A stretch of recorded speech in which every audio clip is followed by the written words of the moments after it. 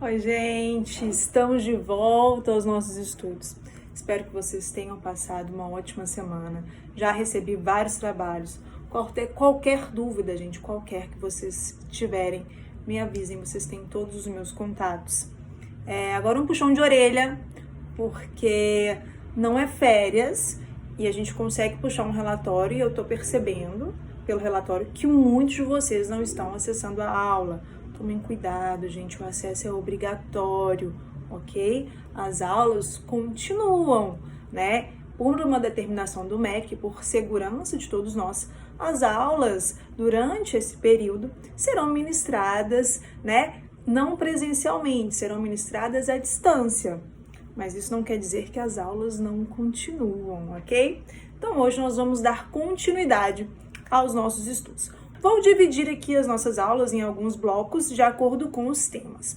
Então, apenas relembrando, coloquei para vocês aí um slide, acompanhem os slides junto com os vídeos, ok? Então, para a gente recapitular, a gente falou sobre a formação do Estado, a gente entendeu o que é direito constitucional, qual a importância da Constituição, falamos do constitucionalismo, fizemos juntos um trabalho sobre as constituições brasileiras e todas as suas características, e estudamos, por fim, a dimensão ou gerações dos direitos fundamentais.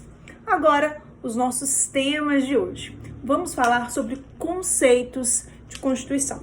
Sim, temos vários conceitos, vários sentidos de conceitos na Constituição. O conceito básico, conceito que nós vimos até hoje, é o conceito de que a Constituição é aquela norma suprema, máxima, que dita todo o regramento do nosso ordenamento jurídico. Óbvio, professora, mas não é esse o conceito? Sim, gente, o conceito básico de Constituição é esse. Mas durante anos, os conceitos eles foram sendo elaborados em vários sentidos. E são esses sentidos dos conceitos que nós vamos ver agora. Então, uma Constituição, ela pode ser conceituada em 4 sentidos. Sentido sociológico, sentido político, sentido jurídico e o sentido culturalista. Acompanhe aqui comigo, então, o sentido sociológico.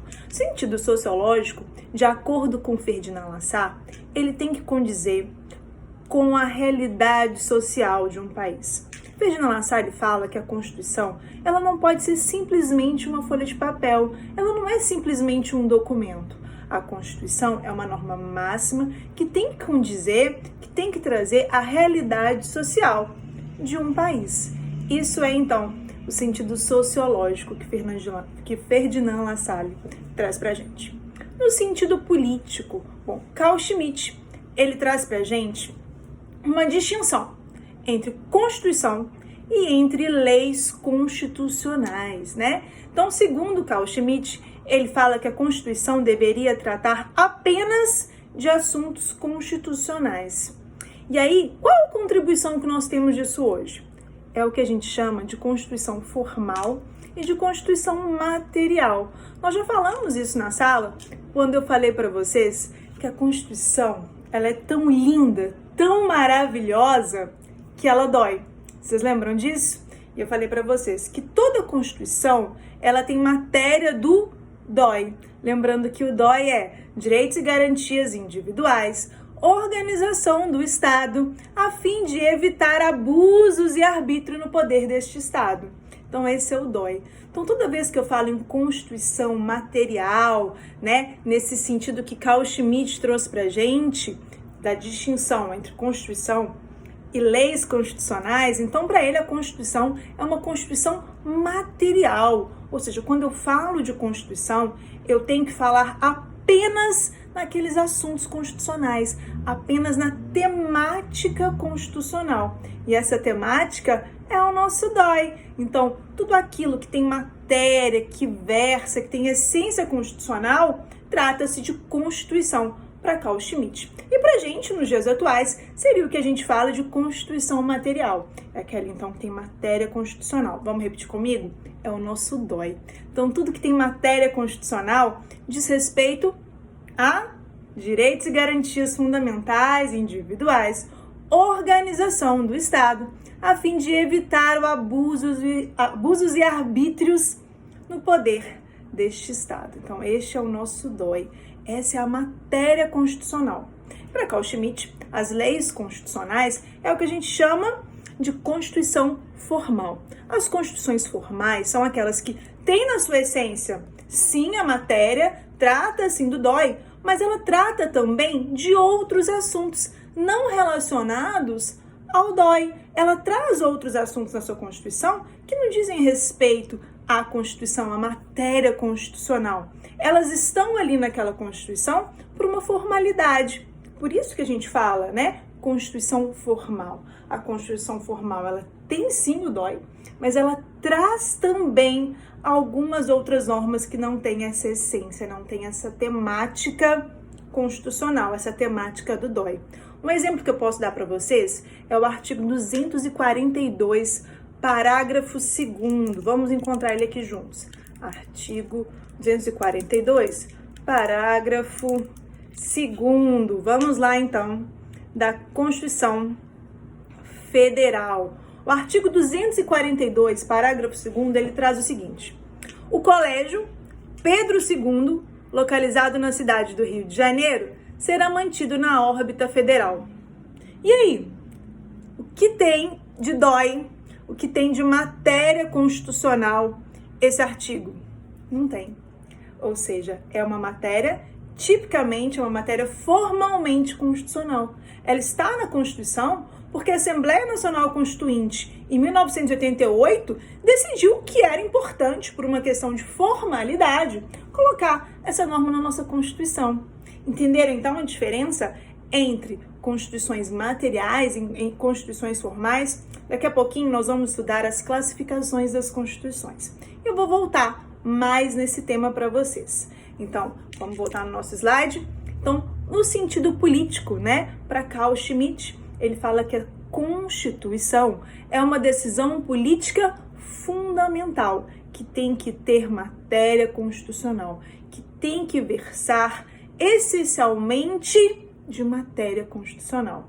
E que uma Constituição ela não pode ser igual, ela tem que ser diferenciada de leis constitucionais, que para Carl Schmitt seriam essas leis que não versam sobre matéria constitucional, mas que por algum momento, né, elas foram ingressas, por alguma situação, elas foram ingressadas na Constituição.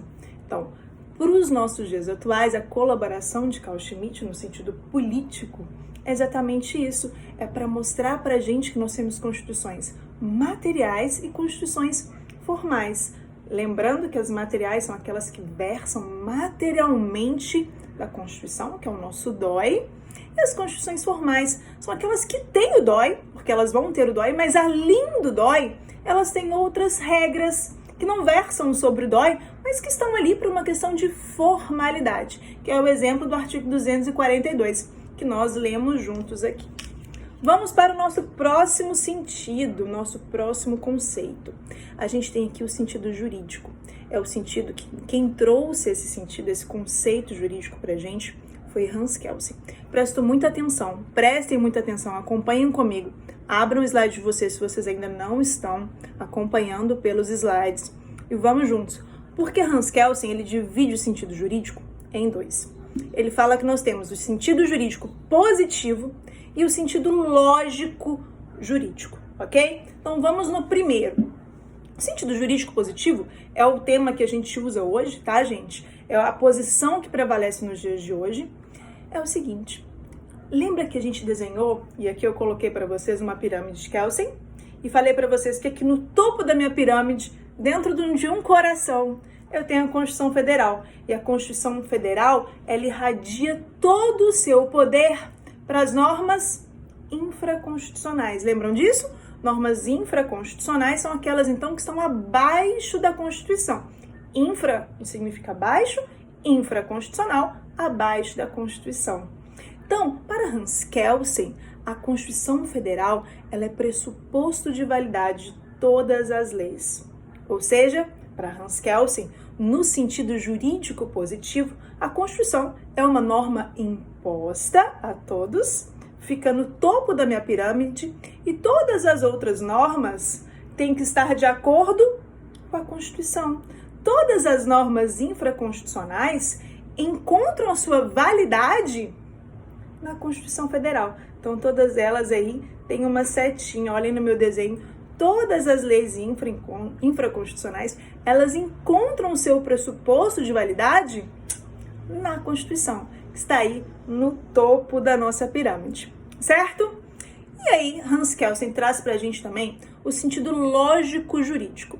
Parem tudo e preste atenção. Sentido lógico-jurídico. Hans Kelsen, né, no exemplo acima, ele fala que nós temos a Constituição e aqui as leis infraconstitucionais. Então, uma lei vai encontrar pressuposto de validade na de cima, que encontra pressuposto de validade na de cima, que finaliza na Constituição Federal, certo? Então, todas as normas, elas têm aí um escalonamento, e esse escalonamento termina na Constituição, não é?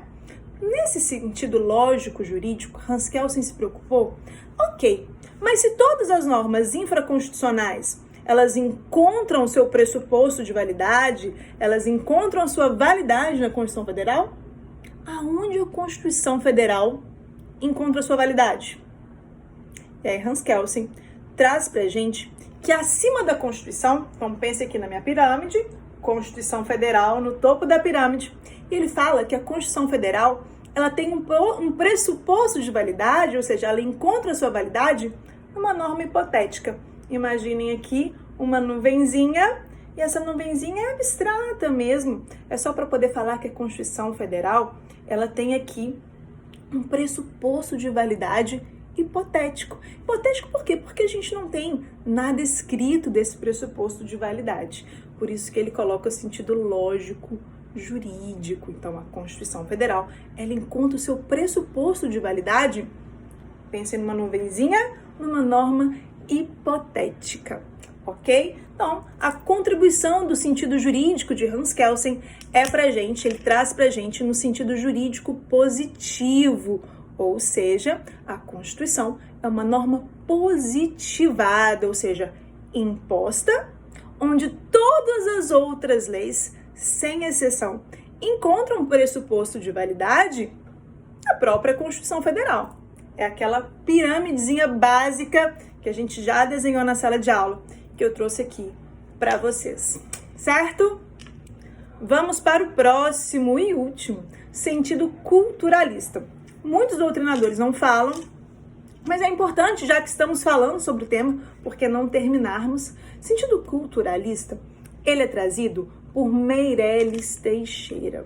Meirelles Teixeira, ele fala o seguinte, que a realidade de um país, a cultura de um país, então pensem a cultura de um país, ok?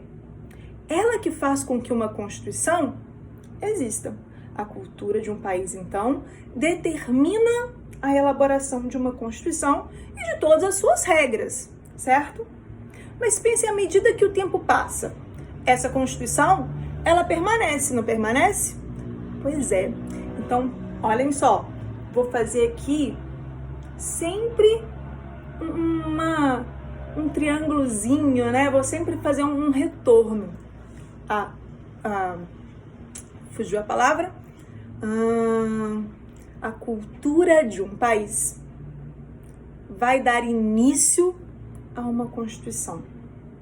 E a partir do momento que eu tenho uma Constituição, essa Constituição vai garantir sempre essa cultura.